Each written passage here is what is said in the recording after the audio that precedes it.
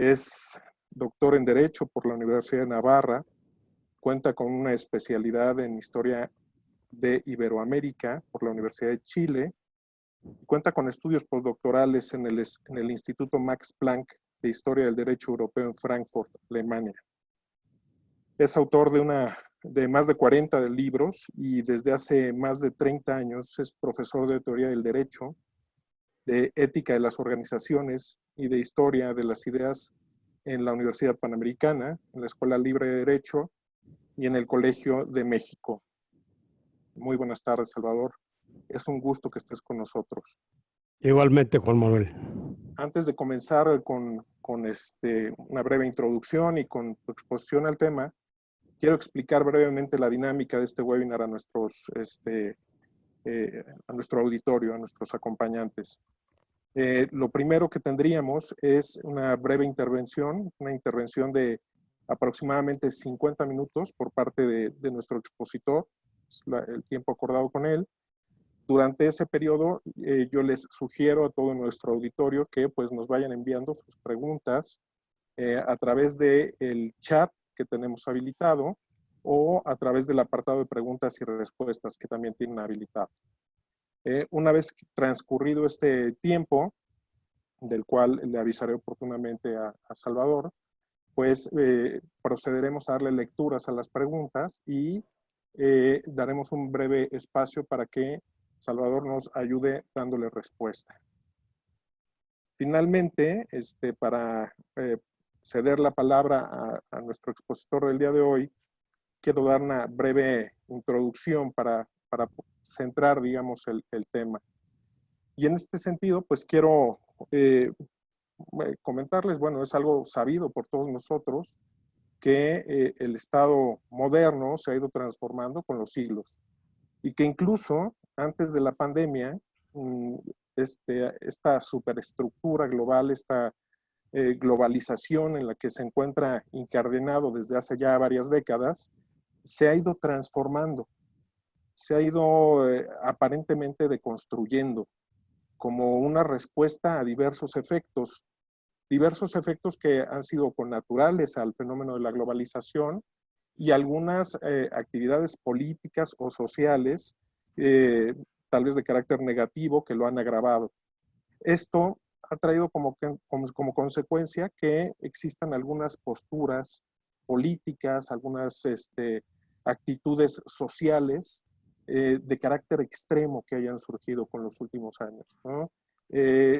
Sobre todo por el descontento, por la frustración, han ido ganando espacio estas posturas en países como Gran Bretaña, como Francia, como en Italia, Brasil, Argentina, México, incluso Estados Unidos.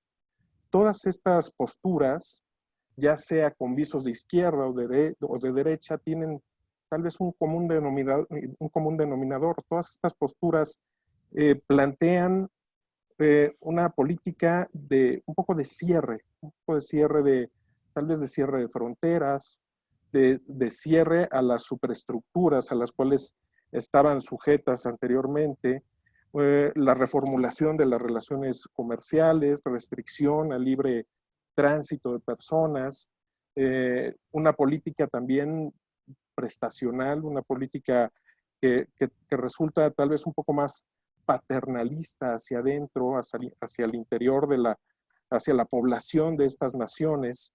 Todo esto está acompañado, obviamente, como una respuesta con el debilitamiento de los organismos supranacionales.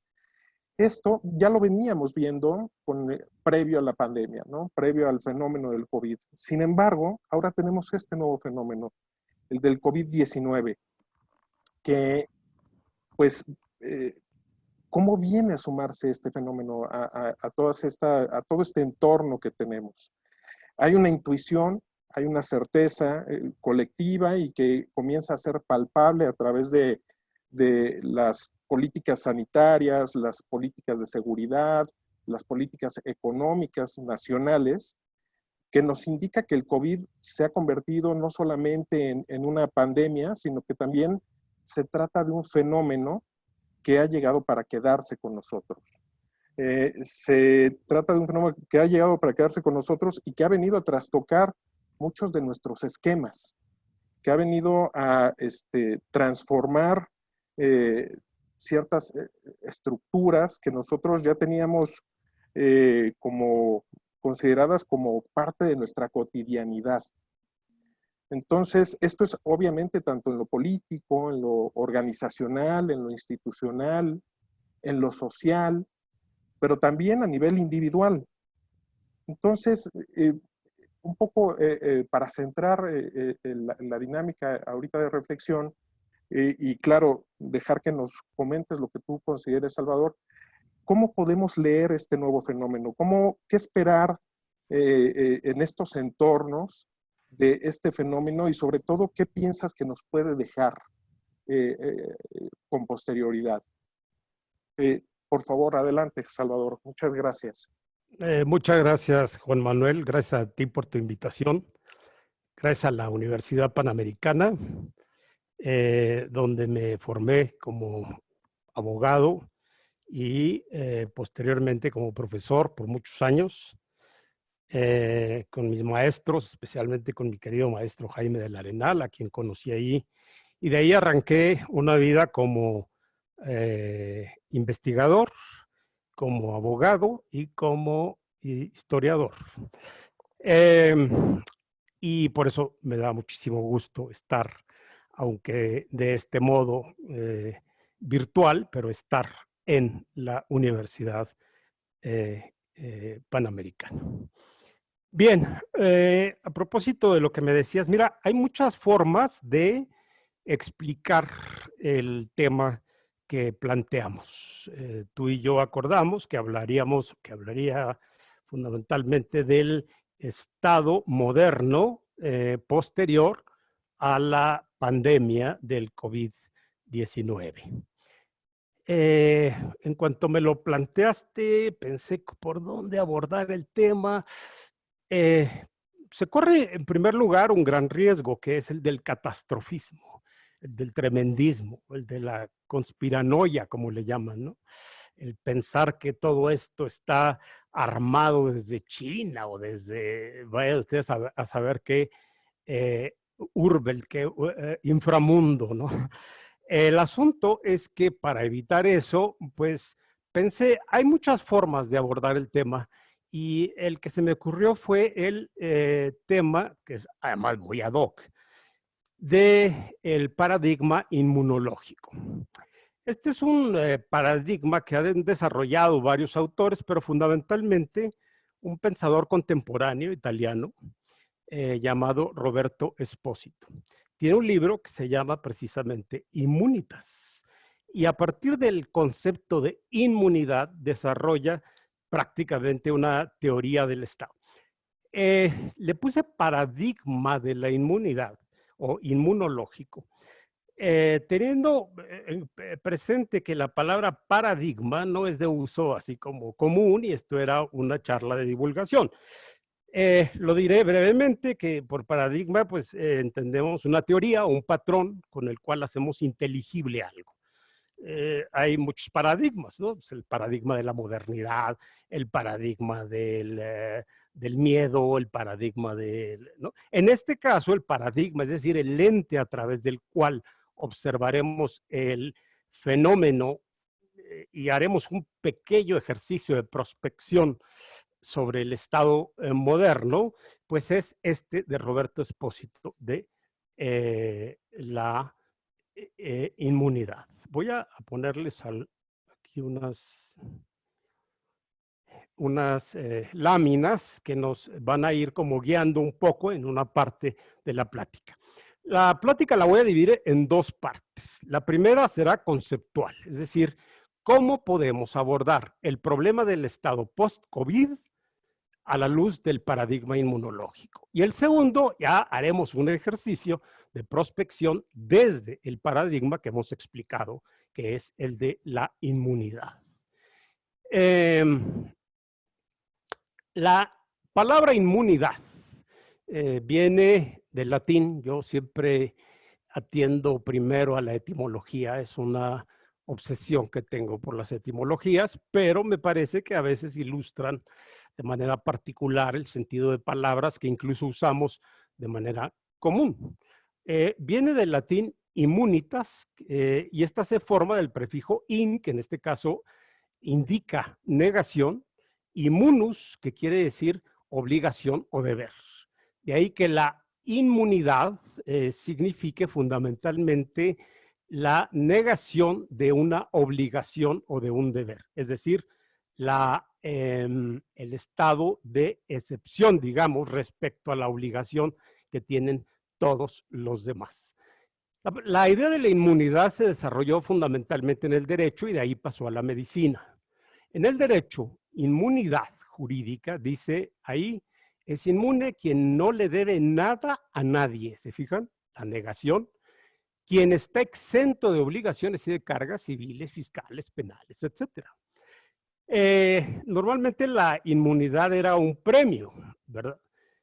Por ejemplo, pues a un caudillo que venía de realizar una conquista en favor de Roma, pues se le concedía la inmunidad, es decir, como premio estás exento de, por ejemplo, los impuestos, ¿no?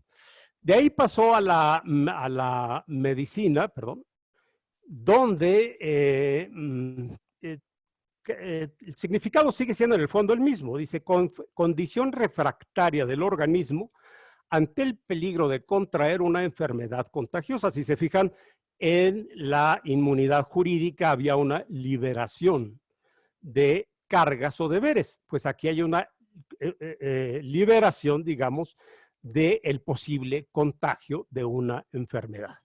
Por tanto, aquí esa sería como la idea fundamental. El paradigma inmunitario nos habla de la liberación de cargas, de la liberación de, en el caso que vamos a tratar, de enfermedad. Bien, además el tema habla sobre el Estado moderno. No vamos a hablar de cualquier Estado, no del Estado, porque ya saben que a veces la palabra Estado se emplea para designar realidades muy disímiles, ¿no? Pero cuando le ponemos Estado moderno, entonces nos estamos refiriendo a un Estado que surge en la modernidad y de acuerdo a un esquema de modernidad, que eso pues, sucede en los siglos XVI, XVII, pero no quiero hacer demasiada historia. Bien, lo que sí tengo que remontarme es al origen.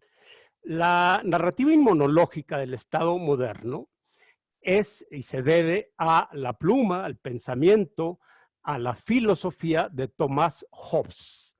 Hobbes es el gran creador de esa entidad en la que vivimos hoy, que se llama Estado. Thomas Hobbes, del siglo XVII, parte de una idea. Bueno, les digo esto de la narrativa, y le puse narrativa, porque pues en realidad es una narración. Si yo les preguntara a cualquiera de ustedes, dime quién eres tú, pues me haría una narrativa, es decir, me contaría un poco su historia. ¿Cuál es la diferencia entre narrativa e historia en general? Pues que la narrativa tiene un sentido, incluso previo puede ser previo al desarrollo del relato. La narrativa, pues, es una historia. Cuando ustedes cuentan su historia, están contando o me están diciendo, en el fondo, quiénes son cada uno de ustedes. Entonces, el Estado moderno, pues, tiene una historia. Es decir, si ustedes me preguntan qué es el Estado moderno, pues tengo que decirle de dónde viene el Estado. Y concretamente, el que creó esa, como les decía, esa narrativa es Thomas Hobbes, un geómetra, filósofo, erudito, del siglo XVII, inglés, y él, su teoría parte de una idea que si bien la encontramos en filósofos antiguos, no quiero hacer demasiada erudito esto, porque es una reflexión, pero toma fundamentalmente la expresión es de Plauto, que está ahí en la pantalla, la pueden ustedes ver en latín, que es Homo homini lupus, cuya traducción, como sabrán ustedes, es el hombre es el lobo del hombre. Ese es el punto de partida para la creación del Estado en el que hoy vivimos. Bastante pesimista, ¿eh? el punto de partida. Por eso pues, va a terminar siendo un poco, pues aunque no quiera, pesimista a veces, quizá el horizonte de este Estado que creamos desde ese punto de vista. El hombre es el lobo del hombre. Ese es el punto de partida para la creación, insisto, del Estado moderno en el que hoy vivimos.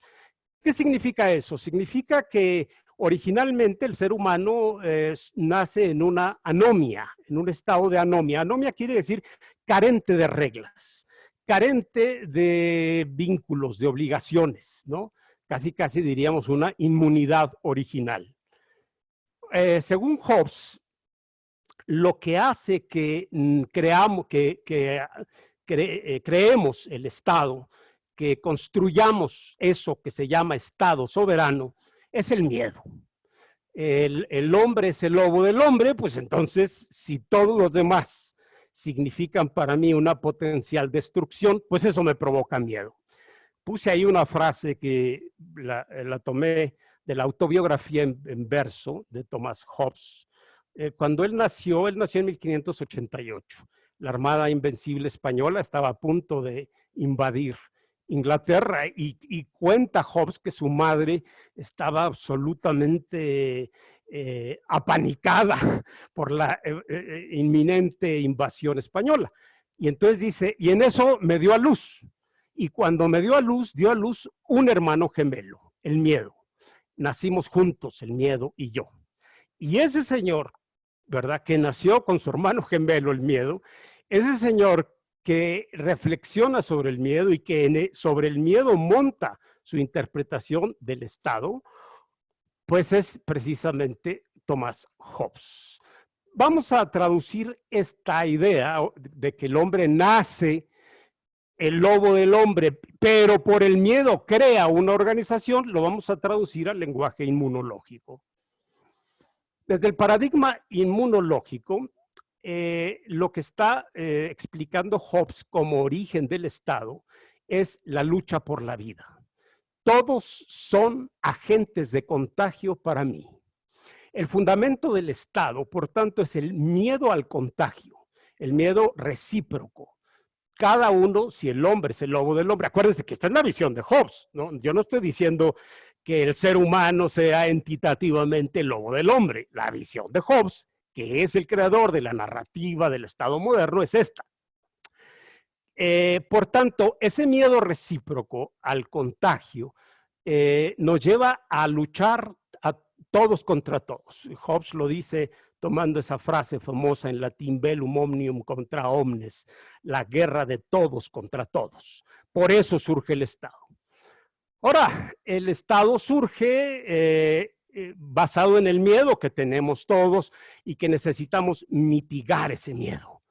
Y para ello, pues, creamos ese gran ente artificial que ahí tienen ustedes en la pantalla, es el Leviatán.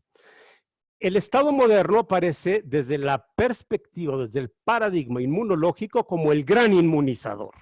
Es decir, si todos somos potencialmente un contagio para los demás, entonces el Estado es el que va a inmunizar. Pero el Estado nos pide a cambio de esta seguridad inmunológica, nos pide algo muy fuerte y concretamente nos pide que nos entreguemos, que nos abandonemos, que le entreguemos todo nuestro poder para que Él se encargue de nuestra salud. Hay varios autores en los cuales me estoy basando, autores contemporáneos que interpretan todas estas teorías de Hobbes, y uno de ellos, concretamente Giorgio Agamben, se refiere a los dispositivos, y luego lo recoge Roberto Espósito y lo aplica a la inmunidad. Un dispositivo es un instrumento, una herramienta. Dijimos, recapitulando, que el ser humano, según la teoría del Estado, según Hobbes, nace potencialmente como un peligro para los demás, crean el Estado y le donan al Estado todas sus facultades para que él se encargue de la seguridad, de la salud, diríamos. Ahora, el Estado, como ya lo dije, tiene estos tres instrumentos para hacerle frente a la posible contagio, a la enfermedad, que son la ley, el miedo y el poder soberano. Son los tres grandes instrumentos del Estado con los que cuenta, según Hobbes, el Estado, perdón, para hacerle frente. El primero es la ley. Según un filósofo francés, Jean-Luc Nancy, perdón, la ley, él habla de que la ley exige un abandono. De hecho, es la forma en que le llaman. La palabra abandono que viene de sujeción al bando. ¿Qué es un bando? Pues cualquier disposición gubernamental. Un bando puede ser una ley, un decreto, una circular. Todo eso en el concepto filosófico de bando quiere decir instrumentos que tiene el Estado o el poder para gobernar. La palabra abandono viene de ahí. Abandonarse en la ley es dejarse en manos de la ley a cambio de la seguridad, a cambio de no tener miedo, a cambio de evitar el contagio de los demás. El Estado nos inmuniza, pero nos exige este abandono. En términos de Giorgio Agamben, el ser humano queda expuesto, en su vida entera queda expuesto al poder del Estado, pero bueno, pues es al poder de ese gran médico inmunizador que es el Estado, y él le llama nuda vida o bios, ¿verdad? La nuda vida es la vida tal cual, ¿verdad? Ya no es si el Estado se encarga del aspecto social o del aspecto externo de mis relaciones con los demás, no, se encarga de mi vida entera a cambio de seguridad. Les voy a poner aquí una tremenda imagen que expresa muy bien esta idea de abandono ante la ley. Esto es de un pintor contemporáneo, bueno, contemporáneo moderno, Gustav Klimt. Se llama Der Jurisprudence, el derecho, o la justicia, si quiere. Bueno, sería el derecho, más que nada. Esta pintura desapareció. En realidad es un fresco que hizo lo colocó en un rellano de la Facultad de Derecho de la Universidad de Viena. Lo que pasa es que en la Segunda Guerra Mundial vino una bomba y destruyó todo, y lo que nos quedó fue esta representación del fresco original. Fíjense cómo representa Gustav Klimt el derecho. Les quiero decir, a lo mejor en este sentido, para algunos inmediatamente les va a sonar, y a otros, los que no sean juristas, no, pero lo digo rápidamente, que cuando Gustav Klimt pinta así al derecho, en realidad Gustav Klimt es de la época de Hans Kelsen, y escuchó previamente a Kelsen, y esto no es suposición, es una realidad, escuchó a Kelsen, que es el creador de la ley, del formalismo legal, y con base en lo que dice Kelsen hace esta pintura. Fíjense ustedes, aparece en el centro la justicia. Si ven ustedes su mirada, pues no está puesta en el reo está abajo, desnudo, expuesto ante la ley, ante la justicia, ante el derecho. Flanqueado el reo por dos prostitutas, ¿verdad? Que se regodean en sus sueños, no tiene ninguna conexión con la vida. El reo está despojado totalmente de toda posible inmunidad. Está expuesto con su bios, con su vida ante la ley. Pero lo más interesante es que la ley, y como les digo, no lo está viendo a él, nos está viendo a nosotros, o ni siquiera a nosotros. No está viendo a nadie. Es una justicia absolutamente ajena a el ser humano que se abandona en la ley o en la justicia. Esto da lugar a lo que se denomina en la teoría política biopolítica o biopoder. Es decir, cuando el Estado no solamente se encarga de organizarnos la vida social y política, sino, insisto, nos clasifica, nos ordena, se encarga de nuestra salud integral, Pero ya dije que esa biopolítica es altamente intrusiva, porque para encargarse de nuestra salud se mete en nuestra vida, nos vigila, nos cuida, como ahorita estamos viendo en China, ¿no? Que en su celular traen ustedes dispositivos y claves para ser seguidos, para saber dónde están, con quién estuvieron, en fin, ¿no? Es un estado vigilante, un estado que observa, como en un panóptico, dice Michel Foucault. Esta imagen no necesita mayor explicación. Es la historia del biopoder.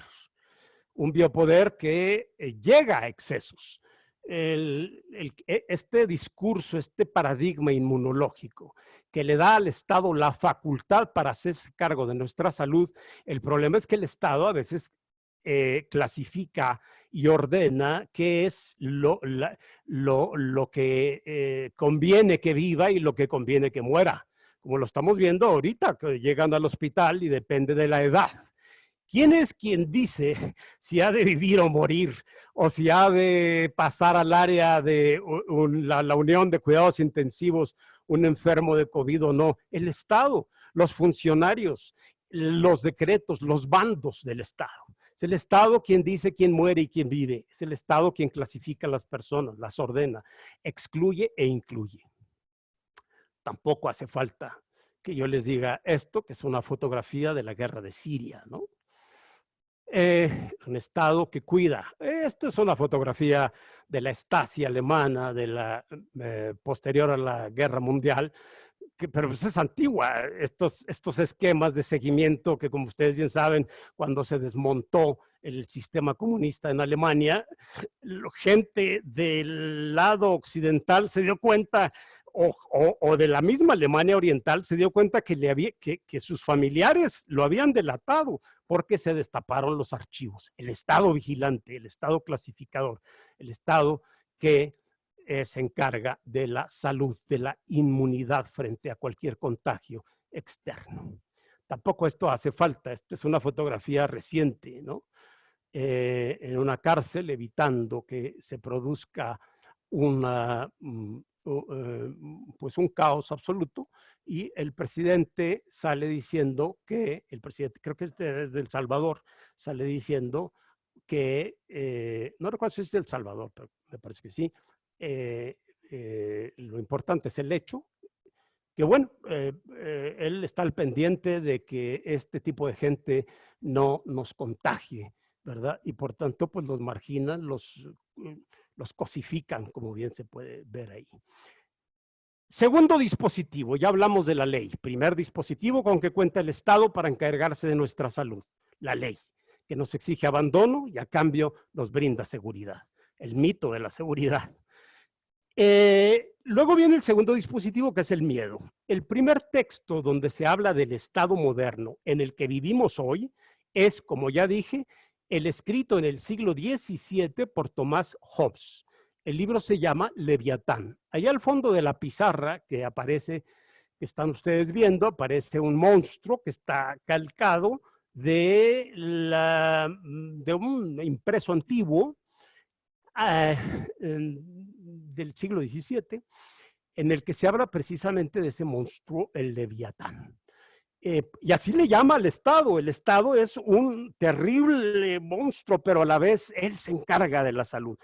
Lo tomó Hobbes del libro de Job, del Antiguo Testamento, y así le llamó. Un gran monstruo que, bueno, les voy a enseñar a ustedes esta imagen. Esta imagen es la fotografía de Leviatán. No es fotografía, en realidad es un fresco que está en la Suprema Corte de Justicia. Es de Rafael Cauduro.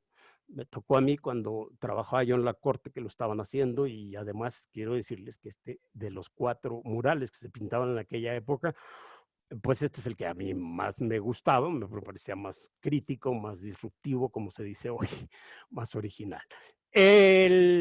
Pues esto es el dispositivo del miedo, el control, te estoy observando. Hay muchas formas de decir te estoy observando, ¿no? Decir ya vi que en las redes sociales, imagínense cuando alguien que tiene poder como Trump, por ejemplo, y les dice, en las redes sociales está diciendo, o sea, me estás viendo, ¿no? el Estado que ve, que archiva, que te clasifica. Tercer dispositivo. Podría haber tardado más en el del miedo, porque es un gran tema, pero ya, esto es una visión general. El dispositivo de la soberanía. La soberanía es el poder máximo que tiene el Estado. Nadie tiene más poder que el Estado, ni fuera del Estado, ni dentro del Estado. Es decir, ni por fuera del Estado, ningún otro Estado tiene más poder, ni siquiera las instancias internacionales como la ONU no tiene más poder que el Estado es soberano. Y al interior también, el Estado es la máxima autoridad que puede dar y derogar leyes, que puede y determina los criterios de salud y etcétera. Pero el Estado, ¿en qué consiste la soberanía? La soberanía se las voy a definir con Carl Schmitt, que es un gran pensador. Carl Schmitt, mal interpretado y mal entendido y neciamente ubicado como nazi, ¿no? Y no era nazi. Pero el asunto es que define la soberanía, es decir, el poder que tiene el Estado para hacerse cargo de nuestra salud, lo define como la capacidad del Estado de declarar el estado de excepción. Así lo define. ¿Para qué? Digámoslo ahora en términos inmunológicos. El Estado, para poder proteger nuestra salud como sociedad, nuestra inmunidad, necesita tener la facultad de declarar el estado de excepción, es decir, la inaplicación del derecho en algunos aspectos, o la suspensión, no de garantías ni de esas cosas, sino la suspensión, por ejemplo, la libre circulación, del libre tránsito para el confinamiento, etc. El estado de excepción quiere decir que lo normal es que cada quien circule y salga de su casa y abra sus negocios. Pero si viene un ataque como el del coronavirus, por ejemplo, pues entonces el Estado cuenta con, además de la ley, cuenta con el dispositivo del estado de excepción, es decir, con la soberanía, que le permite decir en esto no se va a cumplir, no se va a aplicar el derecho. Dice ahí abajo, capacidad de suspender los derechos para salvar el derecho. No, el estado de excepción no es exactamente suspender los derechos, pero bueno, en términos generales y sin que haya tiempo para mayores explicaciones, lo podríamos ver así, ¿no? Como un poner entre paréntesis los derechos normales ante situaciones extraordinarias que amenacen con son situaciones patogénicas, ¿no? El estado de excepción tiene una ventaja. No crean ustedes que todo es negativo ni todo es tan triste en el Estado. Tiene una ventaja que pongo yo ahí, produce la antifragilidad constitucional. ¿Qué quiere decir eso? La palabra antifragilidad o antifrágil la tomo de un gran pensador que es Nicolás Taleb, un pensador filósofo libanés que escribió este libro, que se los recomiendo mucho, se llama Antifrágil. Muy sencillo, muy ilustrativo, muy explicativo de muchas cosas. Y tiene otro, El Cisne Negro, también magnífico libro. No son libros, no son novelas, son libros, son ensayos de reflexión sobre situaciones de la vida. Pero la antifragilidad es lo siguiente. Dice Taleb, una cosa o una persona es frágil cuando no tiene capacidad de adaptación a los impactos externos.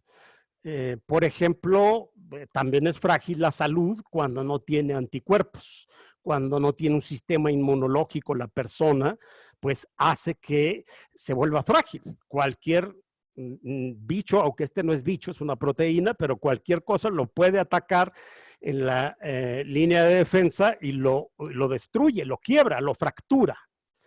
Entonces dice Taleb, bueno, ¿qué se opone a fragilidad? Y empieza a explicar una serie de conceptos y llega él a proponer, acuña un nuevo término que es antifragilidad. Antifragilidad es la capacidad que tenemos los humanos y las cosas mismas de absorber el impacto, el trauma exterior. Trauma quiere decir golpe en griego. el impacto, el trauma exterior, o en este caso sería el ataque de un agente patógeno, ¿verdad? Absorberlo y no romperse. Esto, por ejemplo, es el principio de los antídotos y las vacunas. Como ustedes muy bien saben, una vacuna, pues fundamentalmente, digo, no soy especialista, pero tampoco se necesita demasiada ciencia para saber que las vacunas, pues se forman tomando una cantidad subletal de alguna sustancia tóxica para desarrollar inmunidad poco a poco frente a los ataques patógenos. El ejemplo típico que pone Taleb y que a mí me encanta porque es muy ilustrativo, pues es el de Agripina, ¿no? Cuando se enteró que lo iba a envenenar su hijo, Nerón. Ella sabía mucho de venenos, los había usado muchas veces y sabía cómo funcionaban. Entonces dijo, ¿y con qué veneno me va a matar mi hijo? Y entonces lo que hace es que va consumiendo cantidades subletales, pequeñas cantidades de veneno, y cuando Nerón ya decide darle la sustancia, pues resulta que Agripina ya se había vuelto inmune. Bueno, ¿por qué digo que el estado de excepción produce antifragilidad constitucional? Porque el que en una constitución esté contemplado que para casos extraordinarios quien ejerce el poder soberano pueda poner entre paréntesis ciertas normalidades, eso es importante que esté en la Constitución. Si no, imagínense, viene el coronavirus, el Estado no cuenta o no está en la Constitución en la posibilidad de hacer una excepción, pues, y entonces, pues, en ese momento, para poder hacer frente al coronavirus, hay que volverse un tirano, es decir, colocarse fuera del cuerpo, fuera del Estado, fuera del cuerpo que vamos a salvar, colocarnos fuera. Entonces, Carl Schmitt dice, no, vamos a ingerir un poquito de no libertad y contemplarlo en la Constitución, y así estamos vacunados, de tal manera que cuando venga una amenaza como el coronavirus, pues el Estado es antifrágil, es decir, tiene cierta inmunidad porque contempla en su cuerpo un principio de ese veneno o de esa toxicidad, digamos, de evitar, de suspender los derechos. Por tanto, cuando Carl Schmitt se refiere a la dictadura, se refiere precisamente, dice, más vale, esa es su teoría, yo no estoy justificando la dictadura, pero él dice, más vale que justifiquemos la dictadura para no romper el derecho, que por no justificarla, a la hora que se necesite flexibilizar los criterios de mando, como en casos de emergencia, surja una tiranía. Él le llama dictadura comisarial. Quiere decir, te concedo, el Congreso debe concederlo, facultades extraordinarias, señor presidente, para que, y no estoy hablando de México, para que declares el estado de excepción en estas materias, pero con una comisión, es decir, con una finalidad, que es mientras dure este problema. Ya veremos cómo el problema que se presenta es, ¿y qué pasa si una vez que se ausenta o termina o se disminuye el problema, las facultades extraordinarias del poder continúan? A propósito de que si ya se acabó la comisión. Bien, pasemos ahora a hacer una breve recapitulación de lo que sucede hoy día, de cómo está el Estado, y vamos a hacer un ejercicio de perspectiva. Yo, como dije al principio, me formé como abogado y también por mis maestros como historiador también. Entonces ahora resulta que en vez de hablar del pasado, voy a hablar de las posibilidades futuras del Estado en el contexto que estamos viviendo. Es decir, la prospección es un poquito a partir de lo que sabemos y de lo que tenemos, tratar de visualizar las tendencias o como también se suele decir, las megatendencias. Nuevamente les voy a mostrar aquí la pantalla. Fíjense, el Estado moderno, ¿cómo aparece en diciembre de 2019? Desde la perspectiva inmunológica, que es lo que estoy, desde el paradigma inmunológico. ¿Cómo aparece en 2019 y cómo lo estamos viendo en este momento? Y ahí podemos ver un poco hacia dónde va. El Estado moderno, dije hace un momento, que es soberano. Eso quiere decir que es independiente en el exterior y es suma autoridad en el interior. Por tanto, el Estado, digamos, se conserva y se puede llegar a fortalecer, a robustecer, en la medida en que mantenga el equilibrio entre fuerzas centrípetas que lo empujan desde fuera hacia adentro y le disminuyen su poder, y fuerzas centrífugas que lo empujan de adentro hacia afuera y finalmente le reducen su poder. Entonces el Estado tiene que lograr entre lo supraestatal y lo infraestatal mantener un equilibrio. En diciembre de 2019 teníamos un Estado moderno en general en el mundo, en donde las fuerzas centrípetas, es decir, las que lo empujan desde afuera y le reducen su poder soberano, era fundamentalmente la globalización, ¿no? O lo que entendemos por globalización, llámenle ustedes esquema neoliberal, supranacional o como le quieran llamar, el sistema de mercados global. Esa era la fuerza externa que lo amenazaba y que el Estado tenía que estar empujando para mantener su soberanía. Y por dentro del Estado, esa fuerza que como que bullía, digamos, se bullía desde dentro, ¿verdad? Y tendía a romper su poder, pues eran los regionalismos y la sociedad civil. Es decir, dentro del Estado, el Estado tenía que controlar a estas fuerzas centrífugas, ¿verdad? Que desde dentro rompían su poder hacia afuera, y a las centrípetas. ¿Cómo está? Bueno, esta es una frase muy ilustrativa que no hace falta que se las lea, por eso la escribí y yo aprovecho para tomar agua.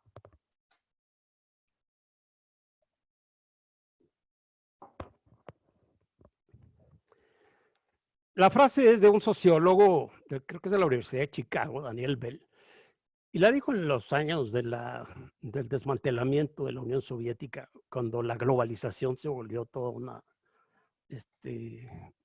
un discurso triunfalista. Dice, el Estado moderno es demasiado pequeño para atender los grandes problemas del mundo actual y demasiado grande. Fíjense, lo voy a poner un ejemplo. España es un Estado moderno. España es demasiado pequeño para atender los grandes problemas de la Unión Europea y demasiado grande para encarar los pequeños problemas cotidianos de los catalanes. Ahí está, ¿no? La fuerza centrípeta es la globalización. En este caso, en el caso español, que yo estoy poniendo como ejemplo, sería la Unión Europea. Y lo que desde dentro, como fuerza centrífuga, tiende a romper el poder del Estado, pues sería Cataluña o sería cualquier otra minoría, ¿no? Esta es la crisis del Estado, es decir, ante este Estado medio, como decía Juan Manuel al principio, medio tembloroso, medio en estado de crisis, pues ante ese Estado precisamente es ante el que nos tomó la pandemia. Veamos cómo está hoy o en este momento el Estado. Ahorita era 2019, donde yo había puesto fuerzas centrípetas, que son las fuerzas supraestatales que tienden, que fuerzan, ejercen fuerza, perdón, hacia adentro del Estado. Ahora no es tanto la globalización, ni parece que vaya a ser esa globalización capitalista que va a entrar en una crisis económica terrible. Puede que se coloque esta supranacionalidad, que yo le llamo así, siguiendo un poquito el paradigma inmunológico, una supranacionalidad inmunológica y bacteriológica. Además, como de una crisis económica que pues no se va a someter necesariamente al Estado porque la crisis económica produce, como por ejemplo puse ahí el blockchain, ¿no? Este tipo de formas de encriptar los movimientos económicos, etcétera. Si se fijan, ahí donde dicen el esquema supranacionalidad inmunológica y bacteriológica, y volviéramos al esquema, a la frase de Daniel Bell, diríamos, el Estado moderno es demasiado pequeño para atender los grandes problemas epidemiológicos del mundo actual y demasiado grande para encarar los pequeños problemas de sobrevivencia de los ciudadanos, ¿verdad? Bueno, eso ya lo veremos. Acá está, en el siguiente dice, fuerzas centrífugas, abajo. ¿Cuáles son esas fuerzas que desde el interior del Estado ponen en crisis el poder del Estado, la autorregulación y la autogestión de los sistemas inmunitarios locales? ¿Qué es lo que estábamos viendo? Que en pueblos que no sabían ni lo que era el coronavirus, esto me refiero a México, ya no se diga en la India y en Nepal, ¿no? Que vimos unas escenas en Ecuador, etcétera, unas escenas tremendas, donde la gente decía, bueno, entre que entiendo el coronavirus, se declara el estado de excepción o no, algunos incluso declararon la suspensión de garantías o toques de queda, ¿no? E incluso hubo toques de queda locales, es decir, la soberanía del Estado se pone en crisis cuando en las poblaciones, en las regiones, asumen la gestión de su inmunidad, asumen la gestión de su propia salud. Como por ejemplo, se nos hizo raro, ¿no? Contra la Constitución Federal, pueblos de Quintana Roo, como la isla esa la isla yo le llamo isla de los mosquitos porque me picaron cuando estuve, Holbuch, la isla de los mosquitos, de repente pues cerraron las fronteras de Holbuch, ¿no?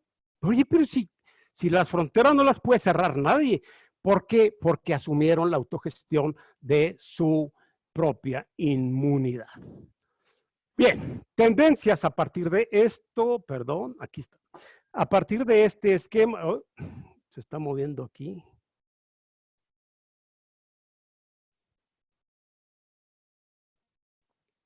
Aquí está. Perdón. Lo voy a detener con la mano aquí. No quiere esta diapositiva. Ahí está. Tendencias en el 2020. Podría hablar de muchas cosas, ¿no? Incluso mucho más que de cuestiones fuera del paradigma inmunológico, pero desde la perspectiva que estamos tratando de entender la situación, yo les diría que en el ámbito nacional, en los estados, no estoy hablando de México, yo me comprometí en esta charla a hablar del estado moderno, no el estado mexicano. En el ámbito nacional es la tendencia hacia un estado securitario, hacia un estado soberano que hace uso constante de la excepción, de la declaración del estado de excepción, hacia una nueva práctica de frontera, fronteriza, y hacia unas xenofobias o rechazo a los factores patógenos, es decir, los otros son vistos como si fueran agentes de enfermedad o de daño. En el aspecto supranacional, las pandemias y la nueva religión de la ciencia, es decir, la biopolítica a nivel universal. Vamos a verlos rápidamente cada uno y a poner ejemplos para que vayamos viendo. Estado securitario. Ahí aparece en la pizarra, en el fondo alguien dibujó y luego lo borró, pero dejó la marca de una cámara, el Estado que nos vigila, decíamos hace un momento. Estado securitario, que es una noción muy acuñada y desarrollada teóricamente por Michel Foucault, en un libro que se llama justamente Vigilar y Castigar. Fíjense lo que dice este autor, que es muy conocido en la actualidad, autor del Homo Deus, entre otros, que es un autor que le llaman, ya está de moda ahora la palabra disruptivo, entonces a todo le llaman disrupción. A lo mejor yo estoy siendo hasta disruptivo y ni cuenta me he dado. Pero, decíamos, el Estado securitario, dice este señor Harari, el autor de Homo Deus, nos enfrentamos a la elección entre la vigilancia totalitaria y el empoderamiento de los ciudadanos. La vigilancia totalitaria, estamos viendo en China, ¿no? Es decir, vas a estar perfectamente controlado desde el Big Brother, como dice George Orwell, desde el ojo del gran hermano te estará vigilando constantemente, ¿verdad? Todo lo que haces, a dónde vas, con quién estuviste. Esto no es un ejercicio de fantasía, ¿eh? Esto es una realidad. El sistema ya está implantado en Wuhan y en otros lugares de China y pues lo veremos porque tampoco es tan complejo, es una aplicación, ¿no? No es tan complejo. Nos enfrentamos pues a un Estado que nos vigila so pretexto de cuidar nuestra inmunidad frente a las pandemias que ahora se van a desatar, o nosotros, los ciudadanos, asumimos el control, dice ahí, empoderamiento ciudadano de nuestra propia defensa y seguridad. No estoy hablando de la seguridad de tener pistolas, digo de la seguridad inmunológica. El estado de, bueno, ese es el primero, estado securitario. El segundo, estado de excepción por causa inmunológica. Aquí hago un resumen de la teoría de Carl Schmitt, Giorgio Agamben y Roberto Espósito. Soberanía es el poder que tiene el Estado de declarar el estado de excepción para hacer frente a amenazas patogénicas. Esto pues lo vamos a estar viendo, ¿no? El Estado que se atribuye facultades extraordinarias para, insisto, pretexto de protegerlos, de inmunizarnos, de liberarnos del daño, del posible daño, pues entonces va a arrogar esas facultades. Luego, nuevas fronteras inmunológicas. Yo creo que es evidente que se avecinan nacionalismos y regionalismos. Los nacionalismos ya los estamos viendo. Es muy curioso cómo se van traslapando, ¿verdad? Y cómo los políticos siguen siendo magos. El origen de la palabra, es decir, el origen de la expresión palabra, que es el instrumento de los políticos por antonomasia, el origen de esa expresión es mago o magia.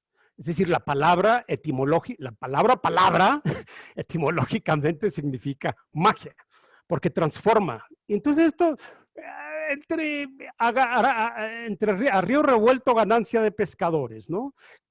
Como la situación está absolutamente absolutamente desconocida y hay una pandemia que no entendemos, yo al menos no acabo de entender por qué no me dejan salir de mi casa, ¿eh? Yo no acabo de entender qué está pasando. No me había sucedido esto nunca, ¿verdad? Y tengo 50 y poquitos años, no, 58, pero no me había sucedido pues que estuviera en esta situación tan rara, ¿no? El otro día me decía una persona que cuando se despierta en la mañana se pregunta si soñó o es real, que no puede salir de su casa, que está todo cerrado, que está, ¿no? ¿Es real o no? Bien, en este mundo de indeterminación y de incertidumbre, los políticos hacen uso de la palabra y entonces cuando menos pensamos ya traslaparon significados. Me refiero, por ejemplo, a Donald Trump, por poner un ejemplo, ¿no? Que bueno, la pandemia tal, cuidado con los elementos patógenos latinos, levanten el muro, ahora hay que acelerar el muro. Y luego estamos viendo también, por ejemplo, en Italia, ¿no? El Partido Populista, lo que ha hecho el actual primer ministro italiano, está muy bien desde el punto de vista estratégico y ha logrado pues que funcione más o menos el cuidado de la enfermedad y la pandemia y el contagio general. Por favor, Juan Manuel, me avisas cuando ya sea el tiempo, ¿eh? Y yo me puedo seguir. Ya llevas 50 minutos en este momento. Ah, hombre, muy bien. Entonces ya casi vamos a ir haciendo las conclusiones. Para ir cerrando. Así es, sí. Sí, adelante, adelante.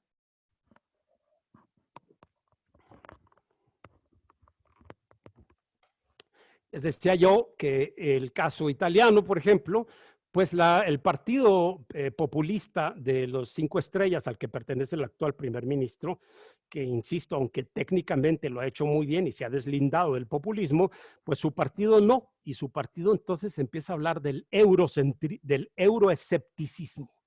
Bueno, realmente que Italia siga perteneciendo a la Unión Europea. Y entonces los españoles, que les gusta estar al día en todo, ya empezaron algunos grupos españoles también populistas del Spain Exit, ¿no? El Brexit, Spain Exit, ¿no?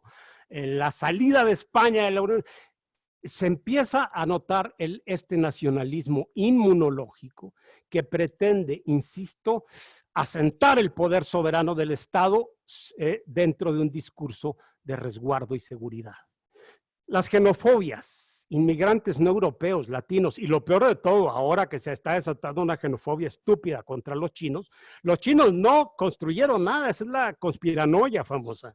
Los chinos no crearon el virus para, como si fuera una bomba H, una bomba nuclear, esas son teorías que ni están demostradas, que son muy propias de quien no tiene mucho que hacer y sí mucho que imaginar y soñar.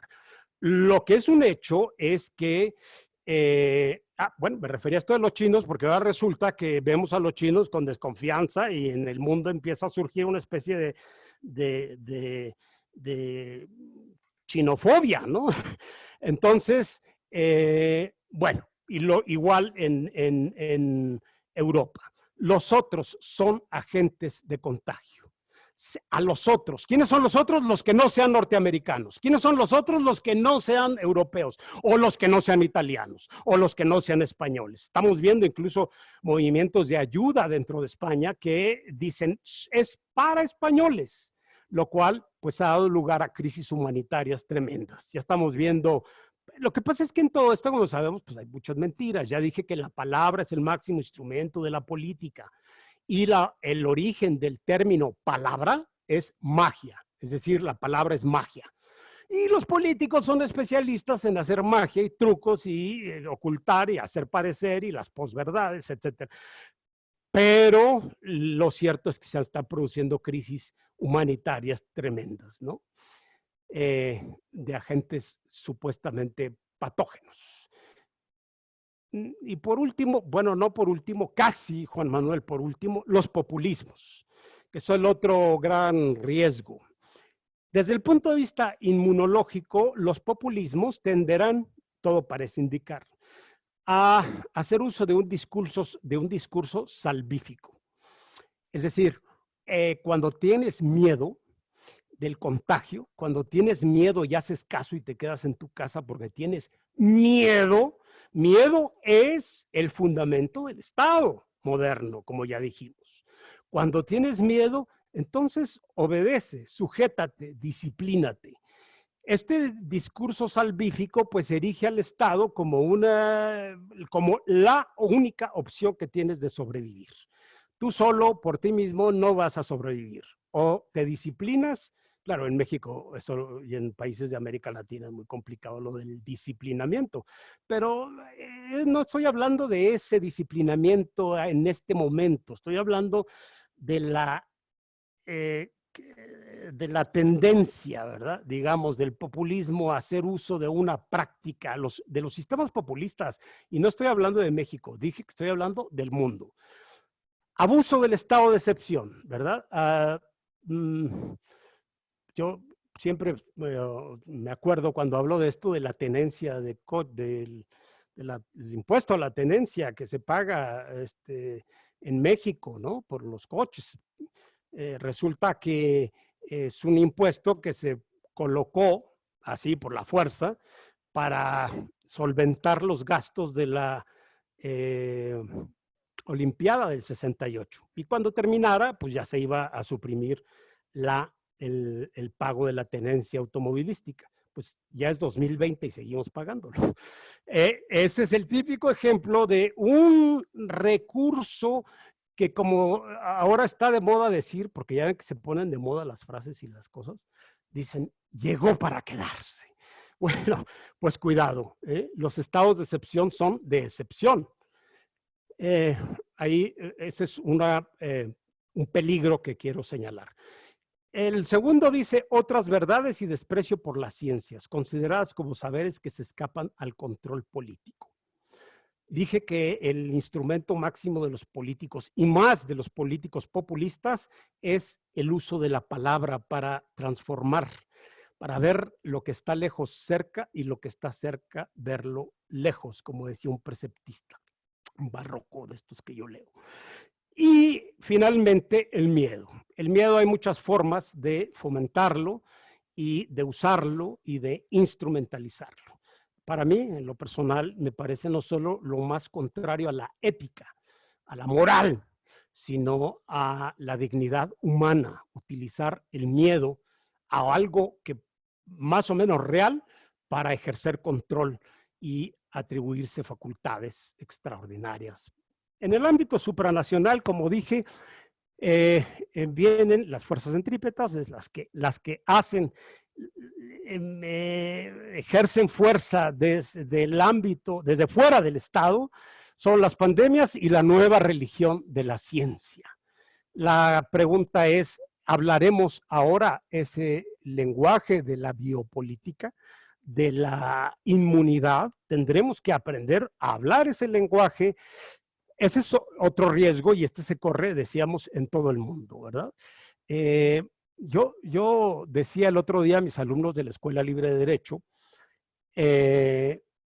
un gran grupo, decía que, lo digo en serio, les decía que en el siglo XIX el líder, el creador del Estado era el historiador, que es el constructor de la memoria de identidad nacional.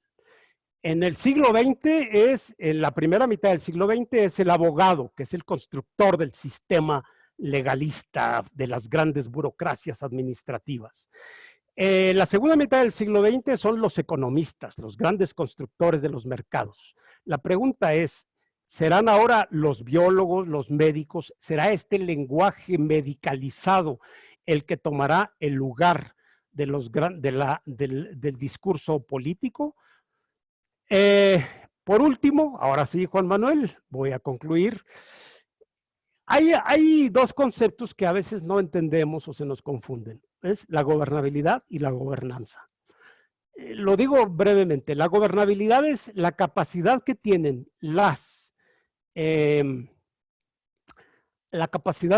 las instituciones para dar respuesta a los desafíos externos. La capacidad que tienen los partidos, el Estado, las universidades para dar respuesta a los desafíos del mundo externo. Esa es la gobernabilidad.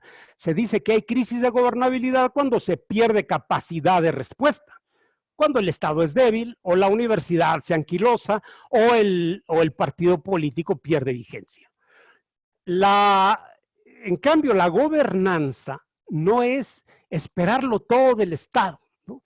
Porque lo que ahorita podríamos esperar es gobernabilidad, la solución para que el Estado no se convierta en ese biopoder, en ese Big Brother, en ese gran hermano que nos va a estar controlando. La solución es que el Estado nos proteja o nos ayude de manera moderada. No es la gobernabilidad, es la gobernanza.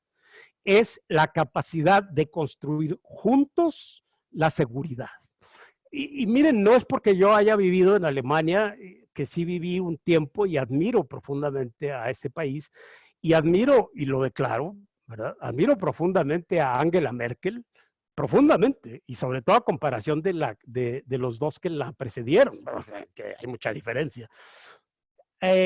Angela Merkel se dio cuenta de que en Alemania, ante la situación de la pandemia, no iba a poder el gobierno central dirigir, orquestar la defensa contra el coronavirus. Lo que hizo fue fortalecer, ayudar, promover el poder de los Länder, de las entidades federativas. Acuérdense que Alemania es una república federal. Es decir, de los poderes locales.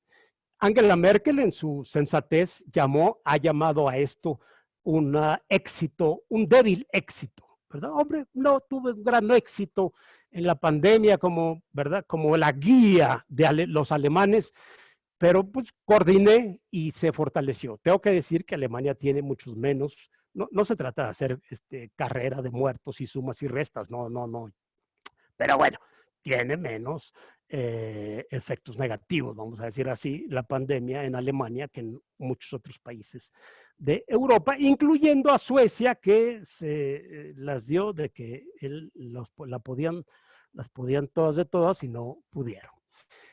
Una nueva gobernanza entre lo público y lo privado. Yo sé que en este momento, en esta circunstancia en que vivimos en México, esto suena raro, pero pues es la única posibilidad de salir inmunes, de tener seguridad, no a costa de la libertad, ni a costa de inhibir el miedo, sino pues realmente en un esquema de colaboración entre los, las fuerzas centrífugas y las fuerzas centrípetas, entre los poderes supranacionales, como el de las pandemias, y la autogestión de estas pandemias, como lo hizo Angela Merkel en Alemania. Estas serían las reflexiones, Juan Manuel. Yo dejaría unos 10 minutos o lo que tú quieras por si acaso hay preguntas. Espero no haber sido muy catastrofista, muy tremendista en mi exposición, ¿verdad?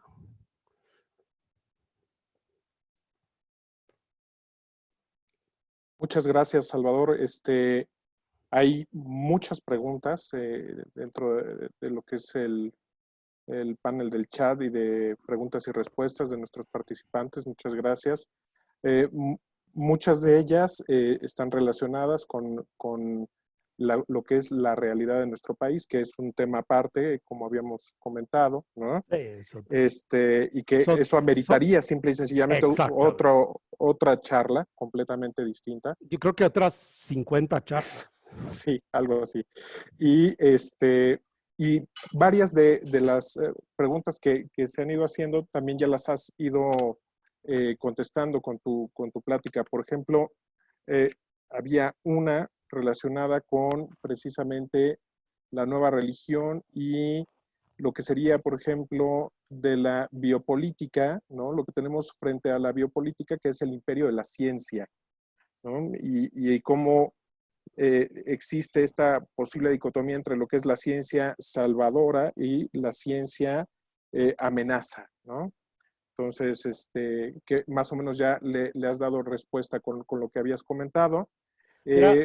Perdón, nada más sí. a ese respecto sí le sugeriría que vuelvan a sacar ahí de su librero un libro que pareciera que fue de los años 90 y que ha perdido vigencia, pero es una lectura que hay que volver a hacer, que es Karl Popper, ¿no? A propósito de este dogmatismo científico, ¿verdad? En el que nos van a hablar, como a veces hablan los sabios, con un lenguaje esotérico y nos dejan impactados. Hay que volver a leer a Popper, ¿no? Y recordar esto de que nadie tiene la verdad en el bolsillo. Hay que aplicar el principio de falsabilidad y más que eso, de humildad de la razón. Nadie pretenda tener la respuesta. Son respuestas. Este mundo es como un mercado de respuestas y de preguntas, ¿no? Así es. Perdón, nada más hay el ensayito de Popper al que me refiero, está La Sociedad Abierta, pero eso no es un ensayito, es uno sobre el historicismo, ¿no? Ahora se me va el título exacto, aquí lo tengo, pero es un ensayito sobre el historicismo y sobre todo referido a la ciencia, ¿no? Que es ese pensar que las cosas tienen que ser como lo indica la lógica de la ciencia. Okay. Otro planteamiento que hacen es relacionado con la antifragilidad a la que habías hecho referencia y desarrollo como de una cláusula de inmunidad desde el punto de vista constitucional que le permite al Estado, pues precisamente no salirse de la legalidad, sino actuar en función de ella. Un planteamiento que se hace es qué pasa si se pretende aprovechar esta inmunidad, ¿no? Esta cláusula de inmunidad para llevarla un poco más allá de lo que es este fenómeno que es temporal finalmente, ¿no? Un poco lo que tú comentabas al principio, ese es el gran riesgo, ¿no? Que se corre, ¿no? Es un riesgo, ¿eh? No es necesario que ocurra, como todo en la historia, no, no es que tiene que o va a ocurrir. No, yo lo que señalé fueron riesgos, ¿no? Que hay Así que es, tener la antena levantada ante esos posibles para poner riesgos. el dedo en el renglón, ¿no? Sí, sí. Exactamente, exactamente. Eh, ¿qué fuerza podría tener, eh, hablando de las fuerzas centrípetas y centrífugas, ¿qué, qué fuerza crees que a la larga en estos, con posterioridad a esto que estamos viviendo, pueda llegar a tener un mayor empuje en los siguientes meses o años? ¿Crees que las organizaciones supranacionales que han perdido un poco de fuerza, que se han desquebrajado últimamente un poco por los temas económicos, por los temas incluso de la pandemia, crees que puedan seguir empujando y de alguna manera generando política pública y política estatal hacia los estados nacionales? ¿O crees que, y esa es una de las preguntas también que están haciendo mucho, crees que sea un momento en el que va a cobrar fuerza la sociedad civil y va a empezar a empujar también con mayor potencia a través de los esquemas que tiene de participación?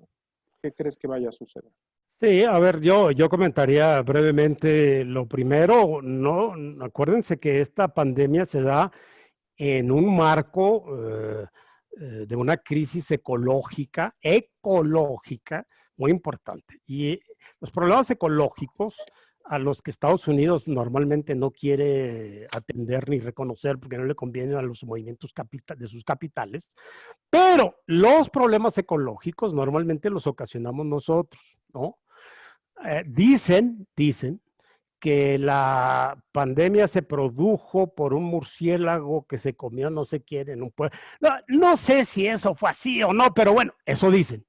El problema es que, según he leído, los murciélagos no contagian directamente a los seres humanos, por lo cual es de suponer que se hizo a través de un animalejo al que un murciélago contagió que se llama pangolín, ¿verdad? El pangolín, pues es una especie de armadillo chiquito. Y fíjate qué curioso, yo había leído desde hace mucho que hay toda una mafia tremenda en Oriente para vender las escamas de los pangolines porque son afrodisíacas. ¿Qué te quiero decir con esto? Más allá de si esto es real o no es real, o si ocurrió, si el pangolín, si... Eso ya son teorías que le dejo a los biólogos que las discutan y a los ecologistas. Lo que te quiero decir es, esto resulta muy ilustrativo de que habría que incluir en el discurso y el análisis, ¿verdad?, de los problemas que vamos a enfrentar, el problema ecológico. Si se produjo esa enfermedad por una mutación o por una proteína o un virus, ¿verdad? En un animal no es por otra razón, porque nosotros hemos traficado con esos animales, los hemos incluido en dietas, los hemos vendido carísimos. Un pangolín, que es el origen, se supone, del coronavirus, cuesta carísimo, carísimo. Y hay mafias dedicadas, entre otros, a robarse los pangolines y a venderlos, etc. ¿Qué te quiero decir? Insisto, que hay un problema ético, ¿no? Como decía Václav Havel, ¿no? No hay ningún problema ecológico que no sea ético, que concierna a la conciencia, al respeto, a la vida, al mundo, ¿verdad? Por tanto, mira, sí pienso que venga un periodo de pandemias por una razón muy simple, porque hemos alterado, ¿verdad?, la capacidad inmunológica, por ejemplo, de los antibióticos. Por el mal uso, por los excesos. Los seres humanos somos depredadores naturales. Si yo no estoy de acuerdo absolutamente con Hobbes, pero hombre, algo de razón tenía al decir que somos depredadores, ¿no? Al menos lo somos del planeta. Yo sí creo que venga una época de pandemias, es decir, una época de nuevas situaciones no conocidas, desconocidas, en materia de salud producidas por el problema ecológico, es decir, por la alteración que los seres humanos hemos hecho del medio ambiente y de la capacidad de la naturaleza para resistir el embate de organismos patógenos. Nosotros mismos hemos propiciado el desarrollo de elementos patógenos con nuestros propios excesos en materia ecológica, ¿no? Ya ni te digo, la cuestión ecológica pues, nos llevaría muy lejos, ¿no? Ok. Pues, Salvador, la verdad es que son muchísimas las preguntas y también, tengo que decirlo, las muestras de cariño, de afecto No, pues, de toda la gente que se ha pronunciado, de todos los participantes que se han pronunciado en el chat y que pues responden a lo que decía en un principio. Es una persona muy querida para todos nosotros en la universidad y para todos los que hemos tenido el gusto de ser tus alumnos. Eh, un último planteamiento que nos hacen aquí, creo que es válido hacerlo, es que nos dicen, los temas son muy interesantes. ¿Tendrás alguna obra escrita relacionada con estos temas en la que podamos continuar esta línea de pensamiento? bueno, tengo un libro que creo que está agotado sobre el populismo, pero es solo una parte del tema, ¿no? Sí, es una parte del tema. Lo escribí en coautoría con mi amigo Carlos Requena, un libro que se llama así, El populismo. Y bueno, esta charla en realidad forma parte de un ciclo, de un programa más amplio. En realidad, cuando tú me planteaste dar la charla sobre el tema, pues en realidad te digo, es parte de un programa. Lo tengo aquí porque esta es la charla que doy en ese programa. Por si les interesa, pues ya que estamos aquí haciendo publicidad. Mira, estos son los temas Adelante. de los que estamos dando cursos, de la descatastrofización, la perspectiva del justo medio en situaciones de crisis, la antifragilidad, pensando la crisis mundial 2020, la conciencia situacional para entender el cambio, identificar oportunidades, este sí lo doy yo como ejercicio de perspectiva, el del populismo, ¿verdad? Este de izquierda y derecha, ¿qué significado tienen como categorías políticas para entender el mundo posglobal? Parece que estoy haciendo, me sentí como haciendo anuncios, Haciendo anuncios, pero está pero pues si bien. me lo preguntan, No, está bien, está se bien. pueden comunicar a estas páginas que estaban ahí. Savigny es un nombre que he utilizado pues, para varios proyectos, ¿no? Sí, este es un proyecto y le seguí llamando Savigny. Le voy a poner si quieres, y también para preguntas, comentarios, Claro. desahogos no, porque si se quieren desahogar, pues yo no voy a ser capaz de resolverles las angustias que nos producen. Y otra cosa es que no hay que angustiarse. Dicen que la palabra angustia viene de angustus, de angostar, de cerrar. La angustia se produce como exceso de miedo, cuando parece que todo es negro y oscuro y el populismo y los nacionalismos exacerbados. Bueno, hay una luz siempre, ¿no? Y esa luz pues está en que cada uno de nosotros, no forzando el optimismo, pero sí con ánimo de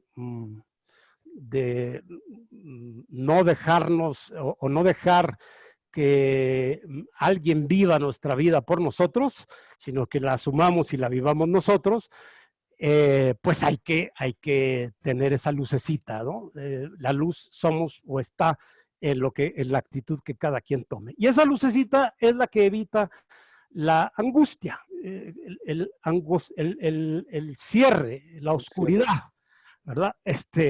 Nos permite ver dónde, pues hombre, pues en nuestra actitud personal. Por ahí empiezan las claridades. Así es. Así es. No sé si tienes Pues algún otro comentario. la verdad es que muchas gracias, Salvador, por haber aceptado estar con nosotros esta tarde. Esperemos que sea la primera de muchas más, que te dejes invitar por nosotros más seguido y agradecerle también a todos a todos los que nos han acompañado el día de hoy. Oye, perdón que te interrumpa, nada No, más. Quiero insistir en el agradecimiento que te hago a ti, que fuiste un alumno muy bien recordado, por cierto. Ahora eres un doctor y profesor y coordinador y universitario, funcionario universitario. Y también me da mucho gusto haber estado en esta universidad a la que le tengo un inmenso cariño porque aquí me hice. Aquí parte de la narrativa, de mi propia narrativa, está en esta universidad, ¿no? En el obraje de Mixcoac, por cierto. Que es tu casa, además, Salvador, lo sabes. Muchas gracias. Y gracias a todos, les agradezco mucho, no los pude ver porque no se puede ver. Pero les envío un saludo a todos los que hayan estado aquí presentes. Ya tendremos oportunidad de hacer algo en presente. Muchas gracias. Gracias a todos. Esperemos. Adiós. Hasta luego.